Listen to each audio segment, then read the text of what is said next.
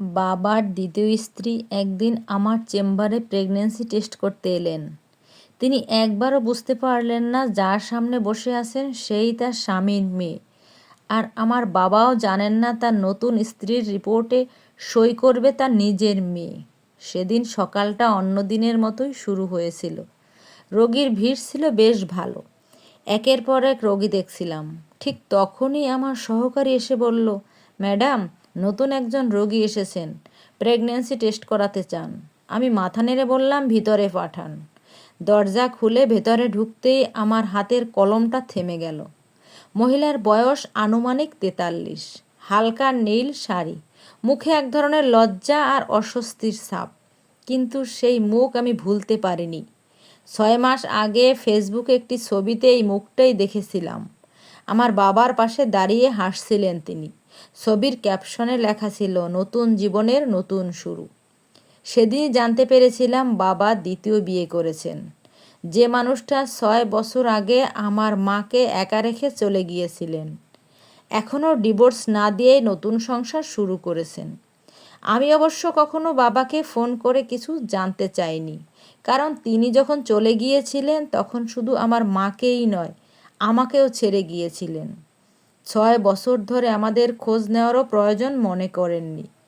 মা এখন আমার আর আমার স্বামীর সঙ্গেই থাকেন। মা আজও আইনগতভাবে বাবার স্ত্রী। তবুও বাবা যেন আমাদের জীবনের সব সম্পর্ক কাগজে কলমে না ভেঙেও বাস্তবে শেষ করে দিয়েছেন। ম্যাডাম, মহিলার ডাকে বাস্তবে ফিরলাম। আমি স্বাভাবিক গলায় বললাম, বসুন, কী সমস্যা বলুন।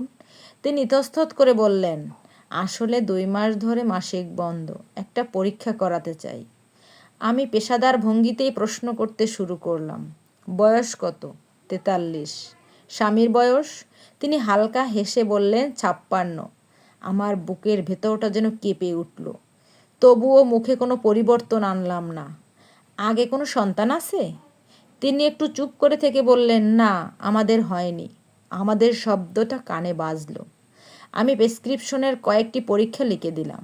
তারপর বললাম, রক্তের নমুনা দিন, রিপোর্ট বিকেলে পাওয়া যাবে। তিনি কৃতজ্ঞ চোখে তাকিয়ে বললেন, ধন্যবাদ ম্যাডাম। সবাই বলছিল এই বয়সে মা হওয়া কঠিন, কিন্তু আল্লাহ চাইলে সবই সম্ভব। তার চোখের সেই আশাভরা দৃষ্টি থেকে অদ্ভুত এক অনুভূতি হলো, রাগ, ঘৃণা নাকি করুণা, আমি নিজেও বুঝতে পারলাম না। তিনি বেরিয়ে যাওয়ার পর অনেকক্ষণ চুপচাপ বসে রইলাম।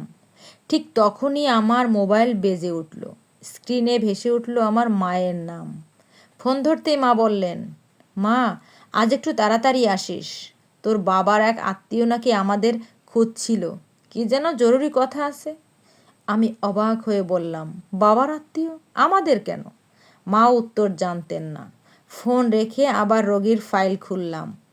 ফাইলের ওপর বড় অক্ষরে লেখা স্বামীর নাম পড়তেই আমার বুকের ভেতরটা কেঁপে উঠল।